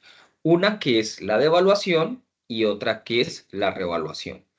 En términos de pesos colombianos, hablamos de devaluación cuando el peso colombiano pierde valor frente a una moneda extranjera. Es decir, que el peso colombiano se vuelve más barato frente a la moneda extranjera. Entonces, cuando hablamos de devaluación, para poner un ejemplo, cuando tengo que pagar 4.000 pesos por un solo dólar y al otro día tengo que pagar 4.500 pesos por el mismo dólar, ¿cierto? Tengo que pagar más 500 pesos más por el mismo dólar. Es decir, la moneda, el peso colombiano se abarató, lo cual hizo que se devaluara. Eso es lo que llamamos devaluación. ¿Listo, muchachos? El peso colombiano se vuelve más barato, tengo que pagar más pesos por el mismo dólar. Eso es lo que entendemos por devaluación. ¿Listo? Ahora, ¿a quiénes afecta la devaluación? Por favor, ojo con esto porque es parte clave para que le demos respuesta al punto número 2, al problema número 2. ¿A quiénes afecta la devaluación? Entonces, la devaluación afecta a los consumidores finales, dado que al tener una moneda devaluada y tener que pagar más pesos por dólar, pues sencillamente se van a encarecer las importaciones y obviamente los precios de estos bienes importados van a subir, lo cual hace que ustedes y yo nos veamos afectados negativamente porque vamos a comprar menos bienes con el mismo dinero. O para comprar más bienes, pues tenemos que dar más dinero. Entonces, para ponerles un ejemplo, importamos la libra de maíz, ¿cierto? La libra de maíz cuesta $1 y el dólar hoy está a 4.000 pesos. Pero mañana el dólar sube su precio, la moneda colombiana se devalúa y mañana el dólar está a 4.500 pesos, es decir, que tenemos que pagar 500 pesos más por el mismo dólar, lo cual se traduce que la libra de arroz, la libra de maíz hoy es que está a 4.000 pesos, va a costar mañana 4.500, que conlleva a que aumente el precio del dólar y por lo tanto el precio de la libra de maíz. Pues que el maíz lo utilizamos para hacer concentrados, entonces como subió el alimento para los pollos, entonces va a aumentar el valor del pollo, ¿cierto? Va a aumentar el valor del huevo. ¿Vale? ¿Sí me están siguiendo? Sí, señor. ¿Sí es claro? Sí, señor. Listo. ¿Quién otro se ve afectado? Pues los importadores. ¿Por qué? Porque ellos van a tener que pagar más pesos por los mismos dólares, ¿cierto? Entonces ellos se van a ver afectados de manera negativa. va a aumentar la inflación. ¿Por qué? Como ya va a subir el precio del huevo, va a subir el precio del pollo porque el precio del dólar subió, lo cual se traduce a que suba el precio del maíz, la inflación va a aumentar, ¿cierto? Entonces, este efecto de que se devalúe el peso colombiano frente a para el caso de las importaciones, pues va a hacer que aumenten los precios de los productos locales, ¿cierto? O de los productos importados y por lo tanto, pues va a haber, va a aumentar la inflación. Y por otro lado, pues afecta a los exportadores, pero los afecta de manera positiva, dado que como el peso, el dólar va a aumentar su valor, el exportador va a recibir más pesos por ese mismo dólar. Voy a poner un ejemplo.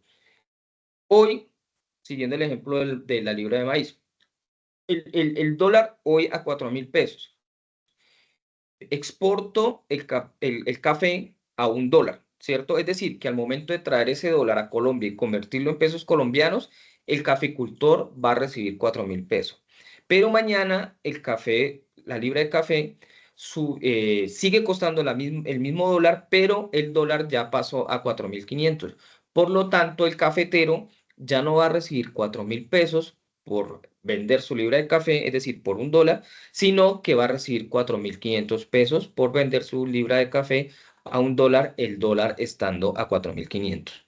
¿Listo? Entonces, los exportadores se van a ver beneficiados con la devaluación del peso colombiano. Ahora, caso contrario, la revaluación. ¿Y qué es la revaluación? Pues sencillamente la ganancia de valor de la moneda local, es decir, del peso colombiano frente a una moneda extranjera, en este caso el dólar, ¿cierto? Entonces la moneda local se vuelve más costosa frente a la moneda extranjera. Volviendo al mismo ejemplo, dólar hoy 4.000, dólar mañana 3.500. Tengo que pagar menos pesos frente al mismo dólar, es decir, que mi moneda se volvió más fuerte, ¿cierto? Eso es lo que conocemos como revaluación. ¿A quién afecta esta revaluación? Pues sencillamente la revaluación pues afecta a ustedes y a mí como consumidores locales, pero nos afecta de una manera positiva. ¿Por qué? Porque al momento de importar, ¿cierto? Al momento de importar, pues tenemos que pagar menos pesos por esos bienes importados, lo cual hace que pues nos veamos beneficiados. Los importadores se afectan de manera positiva, dado que pues van a tener que pagar menos pesos por los dólares, es decir, va a hacer que los productos importados sean mucho más baratos y pues obviamente ellos van a tener una mayor ganancia. La inflación va a disminuir la inflación, ¿por qué? Porque ya no va a pagar 4.000 pesos por la libra de maíz para los pollos, sino que va a tener que pagar 3.500. Por lo tanto, el precio del pollo va a disminuir, el precio del huevo va a disminuir. Entonces, los precios hacen que disminuya, lo que se traduce en una disminución de la inflación.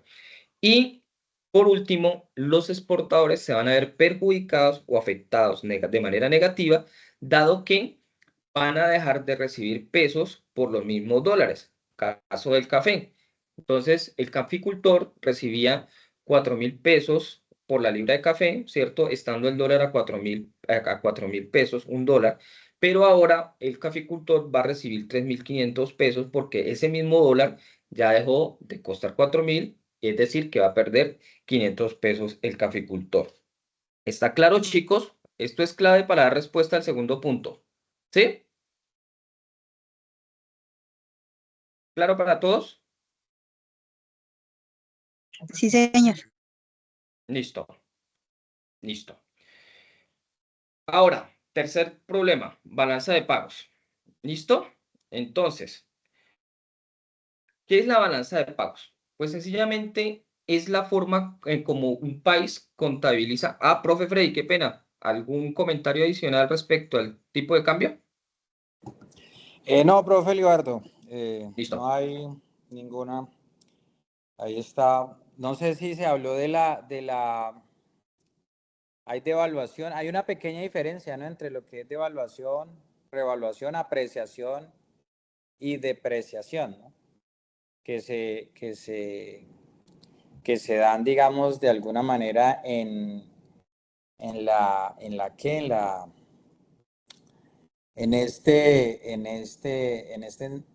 todos estos temas de tipo de cambio, ¿cierto? No sé si se tocó.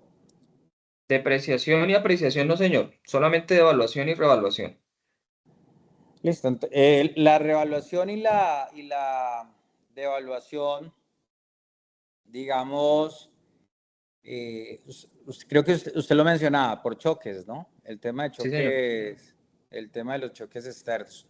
Pero bueno, yo pienso que ahí lo fundamental es, más que de pronto el estudiante entienda la diferencia en esos conceptos, es que hay varios elementos que hacen que en un momento dado, pues el precio del dólar se incremente o el precio del dólar disminuya. Que cuando nosotros hablamos de unos elementos que están como asociados a devaluación o a revaluación, pues digamos que tiene que ver más como con eso que causa que el dólar se incremente o que el dólar disminuya o que el dólar suba o se incremente. Por ejemplo, si uno habla de una apreciación, entonces, pues digamos que hay unos tipos de cambio que creo que los mencionaba, que son tipos de cambios flexibles o flotantes, ¿no? Entonces, hay unos tipos de cambio flexibles o flotantes, que es el que tenemos nosotros. Nosotros tenemos un tipo de cambio flotante sucio, algo así se le denomina, ¿no? Entonces, esa apreciación se da ocurre en ese tipo de regímenes cambiarios, ¿cierto? Entonces, en un tipo de cambio flexible o flotante, mientras que cuando uno habla de pronto de una revaluación, entonces la revaluación se habla de un tipo que ocurre cuando hay un tipo de cambio fijo o controlado. Entonces, el tipo de cambio fijo controlado es cuando se determinan, ¿cierto?, por decisiones del Banco Central, como unos límites. Es decir, el dólar tiene un techo de 3.000 y tiene un piso de 2.000, y lo que hace el banco es utilizar sus reservas internacionales para buscar que ese dólar ni suba de 3.000 ni baje de 2.000. El tipo de cambio fijo, controlado. Eso, digamos que estuvo durante mucho tiempo, pero pues de un momento a otro el Estado renuncia a ese tipo de cambio fijo, controlado, y lo que pues hoy tenemos es un tipo de cambio flexible. Entonces se deja que el dólar fluctúe libremente, ¿cierto? Y esa fluctuación del dólar libremente se da porque pues se dice que en un momento dado, cuando hay esos golpes tan fuertes a nivel internacional, en donde el dólar se dispara o cae por una u otra razón, pues por más que el Banco Central salga con sus reservas internacionales a controlar el precio del dólar, pues es muy difícil. O sea, es como un saludo, a la bandera. Entonces, de pronto, como para tener presente que cuando se habla de apreciación o depreciación, estamos hablando de un ejercicio que se da en un tipo de cambio flexible, ¿cierto?, o flotante. Y cuando hablamos de revaluación o devaluación, digamos que al final es lo mismo, un incremento o una disminución del precio del dólar, sino que depende del tipo de régimen del que estemos nosotros revisando. Entonces, si es un tipo de cambio fijo controlado, pues estaríamos hablando de que estamos ante una revaluación o devaluación. Sería eso, profe. Listo. Para complementarlo, profe, en Colombia, como su merced lo decía, la banda cambiaria funcionó hasta más o menos el año 1998. Creo que la mayoría todavía no habían nacido, ¿cierto? Del año 1998, a raíz de la crisis financiera que surgió como resultado del famoso UPAC. Y como su merced bien lo dice, hay formas de que entonces existía una banda cambiaria, un precio techo y un precio piso. Entonces, si el precio del dólar superaba ese precio techo o ese precio piso, se suspendían todas las operaciones. Es decir, había un mercado controlado. Entonces, a partir de la crisis financiera del 98, en 96, 97 y 98, se da por terminada la banda cambiaria y se deja que el dólar fluctúe de manera normal. ¿Qué pasa? Como su merced bien lo dice, los bancos centrales pueden intervenir en el mercado cambiario, ¿cierto? ¿Y de qué manera intervienen? Pues como su merced bien lo dice, saliendo a vender dólares, si el dólar está muy caro porque hay pocos dólares, es decir, hay poca oferta de dólares en el mercado, los bancos centrales, como tienen sus reservas, como lo van a ver en la balanza de pagos, ¿cierto? Salen y venden dólares, es decir, tratan de inundar el mercado de los dólares para que el precio baje o viceversa. Si el dólar está muy barato, está afectando a los exportadores, entonces sale el Banco Central, compra dólares, las ingresa a sus reservas para sacar dólares, disminuir la oferta y hacer que el dólar suba. Ustedes dirán, bueno, ¿y por qué Colombia no ha hecho eso? Porque sencillamente vemos el caso de Chile. El mercado está pidiendo tantos dólares que así el Banco de la República salga a vender dólares, no va a ser suficiente para que se genere una disminución del precio del dólar. Entonces, por poner un ejemplo, el mercado está demandando 100 millones de dólares, pero el Banco de la República nomás tiene 10 millones de dólares. Entonces, si el Banco de la República sale a vender esos 10 millones de dólares, pues no va a hacer que incida en el precio del dólar y por el contrario, el país va a perder sus reservas. ¿Claro, chicos? Complementando el profe Freddy. ¿Sí? Entonces, continuando ya con el último tema para entrar a revisar la guía y ver los 12 problemas matemáticos que nos están pidiendo, tenemos por último la balanza de pagos. ¿Y qué es la balanza de pagos? Pues sencillamente es la contabilidad de las transacciones hechas de un país con el exterior, ¿cierto? Entonces, esa balanza de pagos muestra todas las transacciones externas en las que ha tenido relación el país durante un periodo determinado de tiempo, generalmente por un año. Sin embargo, el DANE y el Banco de la República le hacen seguimiento continuo a esa balanza de pagos. ¿Listo? ¿Cómo se compone la balanza de pago, chicos? Entonces, por favor, atentos. Entonces, la balanza de pago se divide por unas cuentas, ¿cierto? Entonces, tenemos una cuenta corriente. Esa cuenta corriente se divide en balanza de servicios o cuenta de servicios.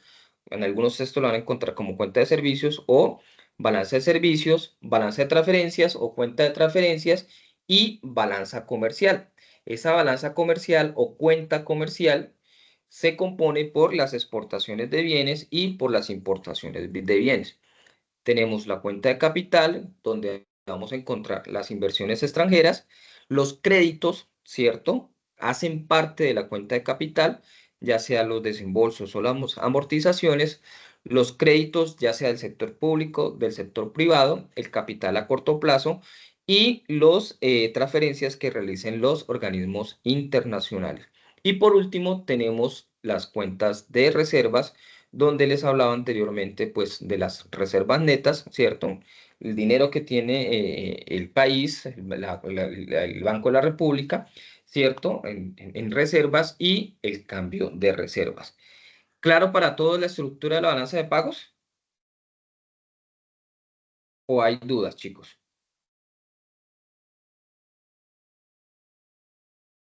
Sí, ya no está claro. ¿Listo?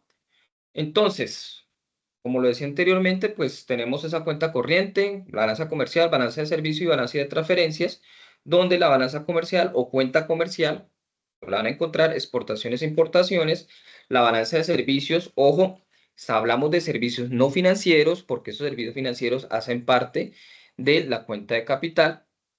Esto es regalías del exterior y servicios financieros, esto es pagos de interés. ¿Listo? Entonces ahí tenemos la diferencia de los dos, servicios financieros y servicios no financieros. Y por último tenemos las balanzas de transferencias, que son las donaciones o lo que hacen muchos colombianos que están en el exterior, las famosas reservas. Ahora, las cuentas de capitales, ¿cierto? Activos financieros y activos reales. ¿Qué son activos financieros? Entradas y salidas de capitales, ya sea por acciones, ya sea por bonos. La semana pasada Colombia sacó la mayor cantidad de bonos, emitió la mayor cantidad de bonos en la historia, y también lo que podríamos hablar como inversión directa. Y activos reales, pues la entrada y salida de capitales, ya sea por esa inversión extranjera directa. Y estas transacciones, ¿cierto? ¿Cuáles son los errores que presentan y omisiones que se presentan en la balanza de pagos? Pues sencillamente son esas transacciones que no se pueden contabilizar, pues debido a que es muy difícil capturarlas. Un ejemplo son las remesas de dólares por parte de los trabajadores indocumentados en Estados Unidos, ¿cierto? Dado que, como los trabajadores indocumentados, ¿cierto? No pueden, digámoslo que de cierta forma, realizar esas transferencias a sus familias en Colombia, entonces estas transferencias pues no son registradas de manera correcta. Por lo tanto, hace que haya discrepancias entre los cambios observados y en las reservas internacionales con esos registros contables, ¿verdad? Esa balanza de pagos puede tener un superávit, es decir, cuando las entradas son mayores a las salidas, es decir, que tenemos un saldo positivo, o esa balanza de pagos puede ser un déficit. ¿Y qué es un déficit? Cuando las salidas es mayor que las entradas, es decir, tenemos un saldo negativo. Eso es parte de la respuesta que ustedes tienen que dar en el problema 3, ¿cierto? Entonces, hay déficit o hay superávit en la balanza de pagos a partir del ejercicio que se les ha dado en la guía de actividades. Listo, chicos. ¿Preguntas hasta ahí? Eso es a grandes rasgos la teoría. Háblenme, cuéntenme. ¿Ninguna? Entonces vamos a revisar rápidamente los ejercicios. ¿Listo? Entonces, el problema 2, tipos de cambio. ¿Listo? Entonces se nos dan tres situaciones. Una tasa representativa del mercado el 15 de junio, 3.700 pesos por dólar. El 2 de julio, 3.400 por dólar. Y el 7 de agosto, 4.000 pesos por dólar. ¿Verdad? Para efecto de nuestro análisis, consideremos que el mercado internacional de Colombia se estructura por la exportación de café y por la importación de maíz. Entonces, Colombia exporta 1.000 toneladas de café a un precio de 5.000 pesos la tonelada e importa 500 toneladas de maíz a un precio de 50 dólares la tonelada. Entonces, teniendo en cuenta el valor de tipo de cambio y el producto importado, y el producto importado y el exportado complementen la información. Entonces, situación 1. En Colombia, el 15 de junio, Colombia exporta 1.000 toneladas de café a un precio, el valor lo tenemos que encontrar, lo que arroja un total de precio en dólares, perdón, en pesos colombianos. A un tipo de cambio, cuánto por dólar, el valor de la exportación será tanto. ¿Listo? Entonces, yo he diseñado esta tablita. Entonces, exportaciones. Supongamos que exportamos arroz, caso hipotético. Exportamos 4.000 toneladas de arroz, o bueno, 4.000 bultos de arroz.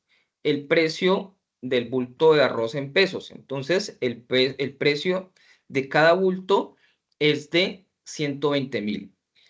El total de precios, el total de precio en pesos, de acuerdo a la cantidad, pues ¿cuál va a ser? Sencillamente, tomo y multiplico la cantidad de bultos de arroz o de toneladas de arroz por el precio de cada tonelada, ¿cierto? Y de esa manera entonces voy a encontrar el precio en pesos.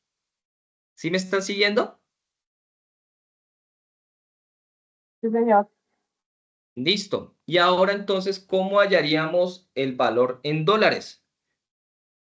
¿Cómo hallaríamos el valor de total en dólares teniendo en cuenta que el 21 de enero fue de 2.500, el 21 de febrero fue de 3.000 y el 21 de marzo fue de 2.700?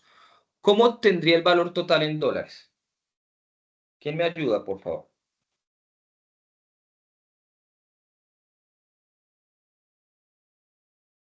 Nos toca convertir los pesos a dólares.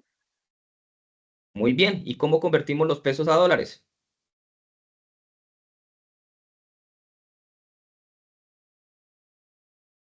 según la tasa representativa del dólar que está de esa fecha. Listo, tengo los 2.500. ¿Qué hago con los 2.500?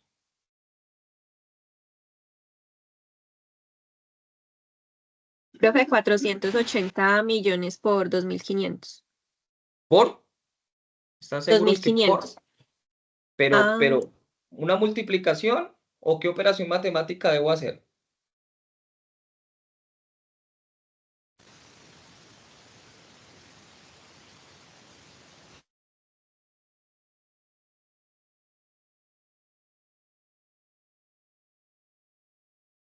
¿Una regla de tres?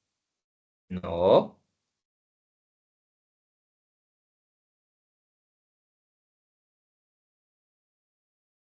Una división, muchachos, ¿no?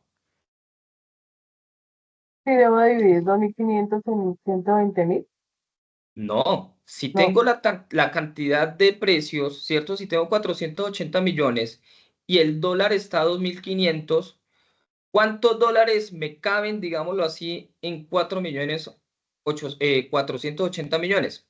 ¿Sí? ¿Sí me siguen?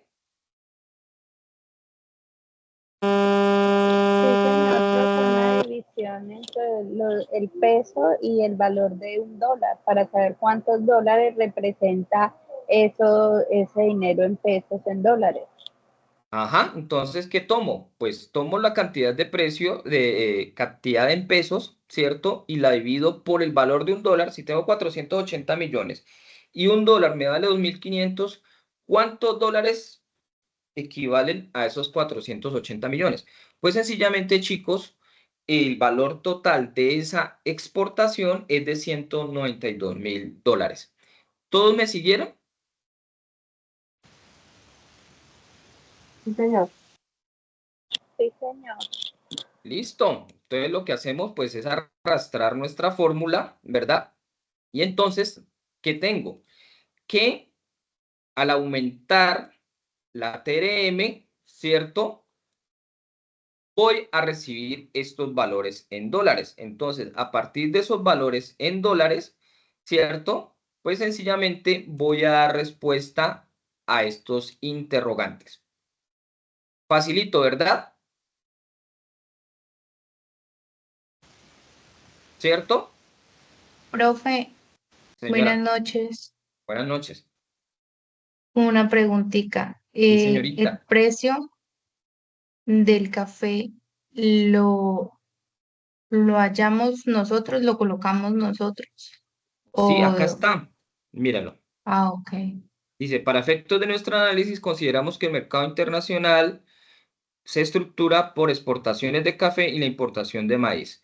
Colombia exporta 1.000 toneladas de café. Entonces, aquí yo perfectamente hubiera colocado 1.000, ¿cierto? Mm. A un precio de 5.000 pesos la tonelada. ¿Cuánto me vale la tonelada? 5.000 pesos. ¿Sí? Profe, Aquí discúlpeme, ¿usted está proyectando algo? Es que no sé si de pronto soy la única la que no le está mostrando. yo estoy proyectando, no sé si todos están viendo el Excel. Sí, se está viendo la Sí, pantalla. Sí, señor. señor. Listo, entonces parece que tienes problemas de internet. Entonces, perfectamente 1.000 toneladas de café, cantidad 1.000, ¿cierto? A un precio de 5.000. Entonces aquí perfectamente puede haber colocado 5.000, ¿cierto? Pero pues como la idea no es desarrollarles el ejercicio, sino que ustedes lo desarrollen, pues lo hacemos. Yo estoy poniendo este ejemplo. ¿Listo? Entonces, ya prácticamente he desarrollado con esos datos, sencillamente voy a dar respuesta a la situación 1, situación 2 y situación 3. Ahora vamos a la situación 4, que es el caso contrario, importaciones. Entonces, supongamos que yo importo maíz, ¿cierto?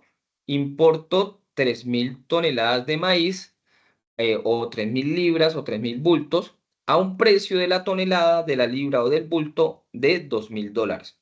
Entonces, ¿qué debo hacer? Pues sencillamente una multiplicación. ¿Cuánto me vale esa importación en dólares? ¿Cierto?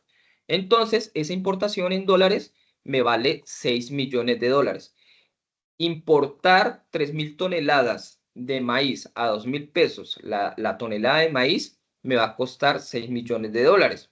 Como ya tengo la tasa representativa del mercado, tengo que hallar cuánto se traduce esos dólares al momento de importarlo a pesos colombianos, de pasarlo a pesos colombianos. Entonces, ¿qué operación matemática debo hacer acá?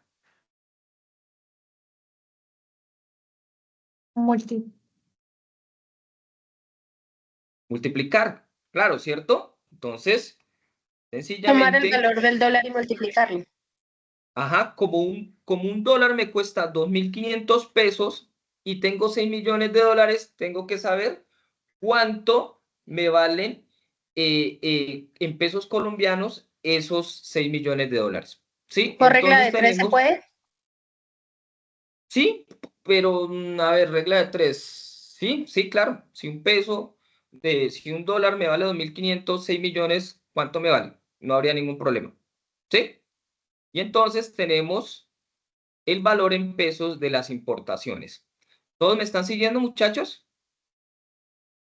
Sí, profe. Sí, señor. Ah, pues sí me tardé un poquito en la última parte. Sé que hay que multiplicarlo, pero ¿me podría repetir esa parte, por favor? Que como ya sé que un dólar me vale 2.500 pesos y tengo 6 millones de dólares, necesito saber en pesos colombianos cuánto me valen esos 6 millones de dólares. Entonces, esos 6 millones de dólares los multiplico por 2.500 que vale cada dólar, ¿cierto? Y me da como resultado 15.000 millones, 18.000 millones y 16.200 millones. ¿Sí? Entonces, esto es lo que va a tener que pagar el importador, ¿cierto? Esto es lo que va a tener que pagar el importador al momento de traer estas cantidades de maíz a un precio internacional del maíz a 2.000, por poner un ejemplo, con esta variación de la tasa representativa. ¿Listo? Entonces, con base en esos resultados, vamos y damos respuesta a los interrogantes que nos está proponiendo la guía. Entonces, lo que hacemos es rellenar estos espacios de acuerdo con los resultados que hemos hallado. ¿Listo, chicos? Profe, ¿Fácil o difícil?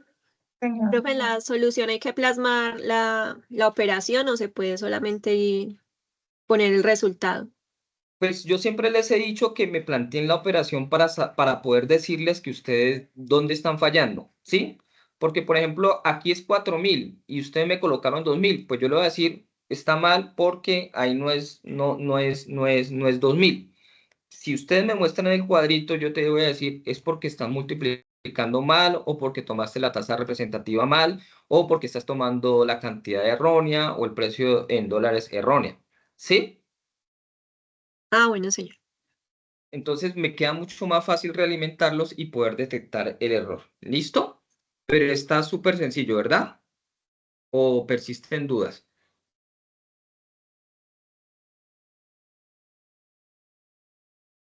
Profe, una sola pregunta, qué pena para confirmar. Es decir, que el Tranquila. valor del dólar lo tomamos nosotros del valor del dólar actual, valga la redundancia, No, no, no, no, no, no, no, el que no, está porque en la mira, guía. aquí está, mira, la tasa representativa del mercado para tal fecha es de 3.700, ¿sí? La De tasa acuerdo a la guía. representativa, ajá, sí, Listo, ¿qué es profe. lo qué es lo que yo acá me inventé estas tasas representativas, ¿sí?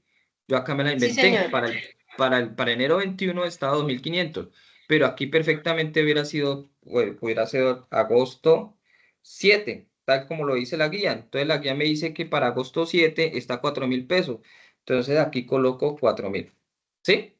Por poner un ejemplo. Sí, señor, profe. ¿Listo? Gracias. Listo. Entonces, con base en eso, respondemos los interrogantes. ¿De qué manera influye la evaluación de una moneda en las operaciones y costos de los importadores? Pues ya lo vimos, ya lo explicamos en la parte teórica, ¿cierto? Damos respuesta a esos interrogantes. Y bien, la parte colaborativa, que es la balanza de pagos para finalizar. ¿Listo? Entonces, debemos leer el documento del Fondo Monetario. Aquí está el enlace, damos clic en el enlace y él nos va a llevar a el documento. Acá lo tenemos. ¿Listo? Entonces tenemos que leer el documento.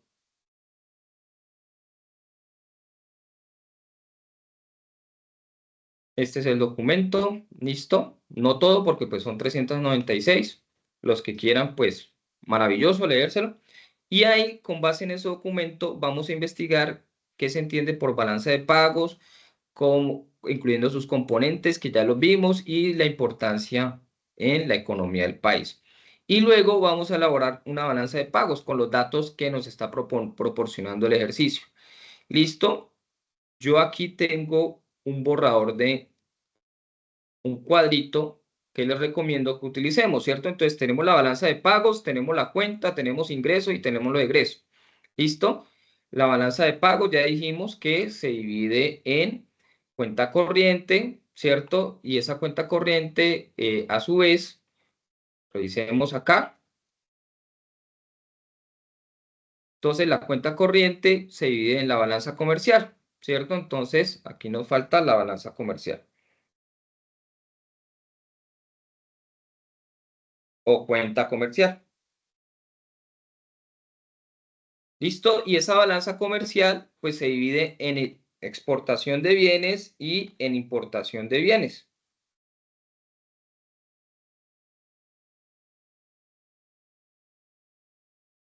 Entonces, vamos a revisar uno de los ejercicios. A ver, venta de flores a España. ¿Eso será una exportación o será una importación? Exportación. Exportación. Listo, entonces, venta flores. ¿Y eso entonces será un ingreso para el país o será una salida? Un ingreso. Ingreso. ¿Listo? Entonces supongamos que es 1.000 pesos, ¿cierto? Supongamos que es 1.000 pesos. ¿Sí? Sí, profe. ¿Listo? Por acá, ¿qué tenemos? Venta de productos agropecuarios a Holanda por 4.200. ¿Será una exportación o será una importación?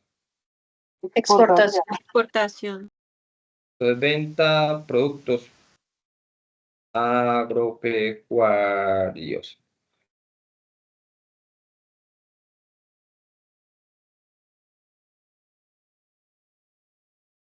¿Listo? Entonces, ¿es un ingreso o una salida? Ingreso. Ingreso. Ingreso. Entonces, supongamos que es 500. Entonces, ¿qué nos falta aquí?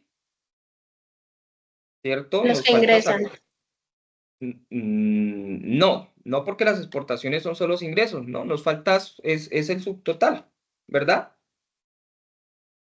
Entonces, sumamos, ¿verdad? Aquí colocamos 0 o no aplica, ¿sí?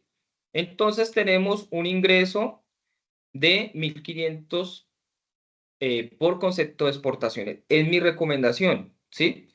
Ya mañana el director, recordemos que mañana tenemos la web, él les hará otra recomendación. ¿Listo? Recordemos que somos autónomos. Ahora las importaciones de bienes, miremos a ver por acá. Compra de medicamentos por 2.000. ¿Será una importación o no será una importación? Por 20.000. ¿Qué dicen? Importación. No. Importación. ¿Sí es una importación? No, Sí. no. No especifica No, porque si si compran por 20.000 pesos, no sería una Es importación. nacional. Claro, recordemos Sí, que están las conjuntos. exportaciones son las ventas, ¿no? Las exportaciones son las ventas, las importaciones son las compras.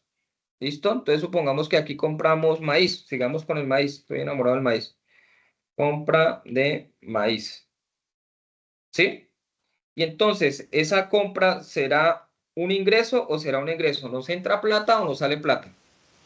Ingreso. Sale dinero. Un egreso, ¿cierto? Entonces supongamos que vale 200. Y supongamos que trajimos vehículos.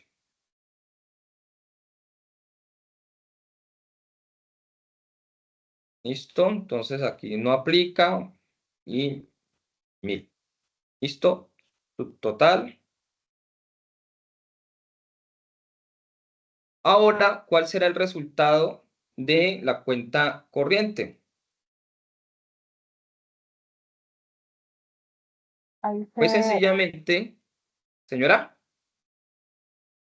se hace la operación, la resta.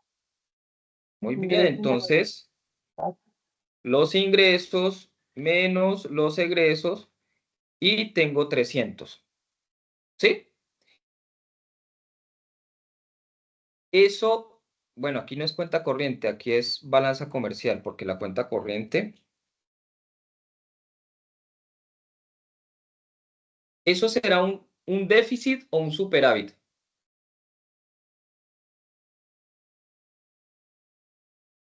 Superávit. Superávit. Muy bien, me ingresó más dinero del que me salió, ¿cierto? Tengo un superávit en la balanza comercial. Ahora seguimos con la balanza de servicios, ¿sí? Y así seguimos sucesivamente, ¿cierto? Miramos a ver cuál es la estructura de los balanzas de servicios, ¿cierto? Cuáles son las importaciones de servicios, la exportación de servicios, y al final, ¿qué vamos a encontrar? Pues el total.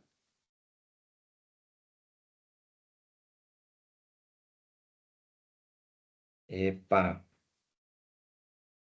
balanza corriente, ¿cierto? Donde vamos a tomar pues el subtotal de la balanza de servicios, el subtotal de las transferencias y el subtotal de la balanza comercial, y ahí tenemos el resultado de la cuenta corriente. ¿Con cuál cuenta seguimos? Pues con la cuenta de capital. Y al final, pues sencillamente vamos a obtener sumas y restas y vamos a ver si esa balanza de pagos, ¿cierto? Tenemos un déficit o tenemos un superávit. ¿Es claro el ejercicio, chicos? Muy claro, profe. Sí, señor. Muy fácil, ¿verdad? Desglosamos cada uno parte por parte y luego hacemos la sumatoria, ¿sí? Exacto, pero vamos a sumando por capítulos. ¿Sí ven? Aquí tengo subtotal, subtotal, ¿sí? Y al final sí tengo que hallar el resultado total de la balanza de pagos para ver si mi economía tiene un déficit en la balanza de pagos o tiene un superávit. ¿Sí? Sí, señor, profe. ¿Listo? Es mi recomendación. La estructura es mi recomendación. ¿Listo? Creo que es más fácil de desarrollar y más fácil de exponer. No sé, profe Freddy, si hay algún comentario, chicos, preguntas, dudas, inquietudes, quejas, reclamos, observaciones. No, yo creo que ya estuvo todo claro, profe. Igual yo creo que ya estuvo bien, es suficiente y creo que estuvo claro. No sé si los estudiantes tengan de pronto alguna observación particular o alguna pregunta.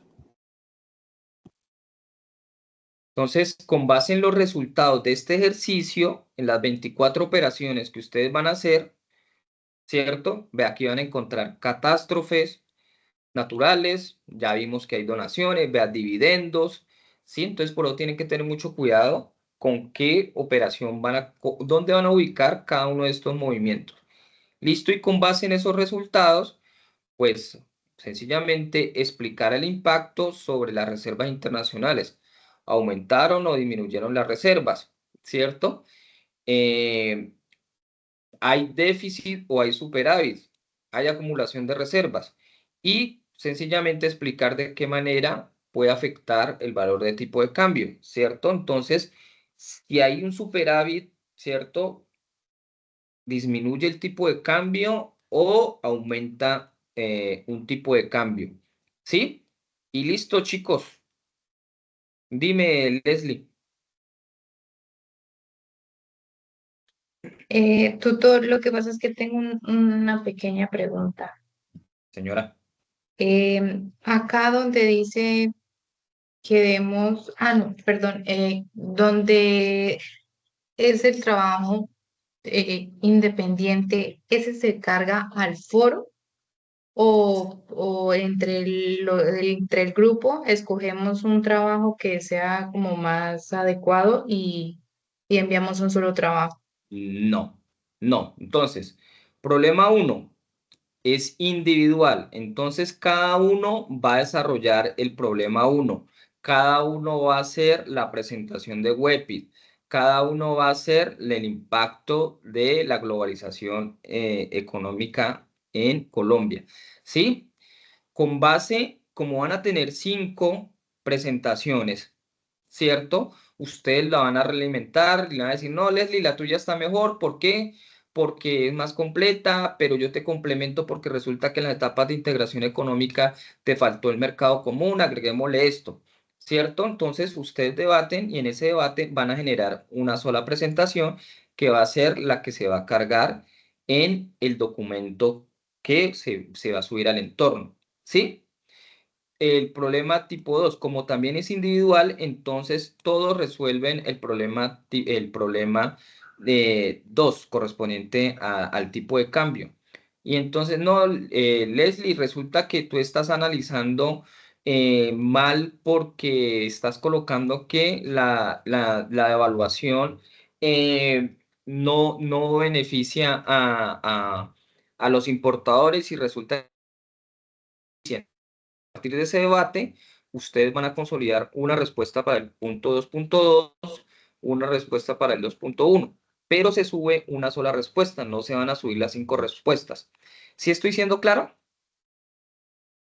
Sí, profe. ¿Sí? Muy Sí, claro. sí, señor. Consolidar la respuesta con los 5 compañeros. Ajá. Entonces, los 5 compañeros, todos presentan la respuesta al ejercicio, pero resulta que Leslie le faltó un poquito.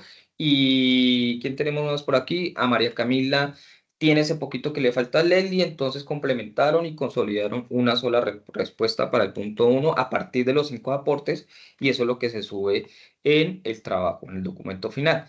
Y pues ya la colaborativa, como esa sí es colaborativa, podrían distribuírsela, ¿cierto? No, entonces yo hago la definición de la balanza de pagos, no, yo hago la elaboración, pero pues lo ideal sería pues que todos participemos y desarrollemos, ¿vale? Y aquí sí no habría necesidad de que todos respondan los 3 puntos del problema 3, ¿vale? Muchísimas gracias, tutor. Chicos, ¿alguna otra duda, queja, comentario, reclamo, observación?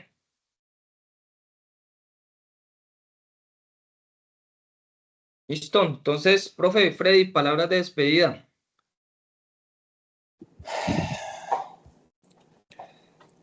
No, pues muchos éxitos en la elaboración del trabajo. Este es el último CIPA, ¿cierto? Sí, señor. Esto, pues digamos que en lo que a mí respecta, he visto un buen ejercicio por parte de la gran mayoría. No se dejen coger la tarde con este trabajo que tienen que hacer y pues seguimos muy pendientes de todas las inquietudes y todos, digamos, como las observaciones que tengan, pues para poder darle respuesta.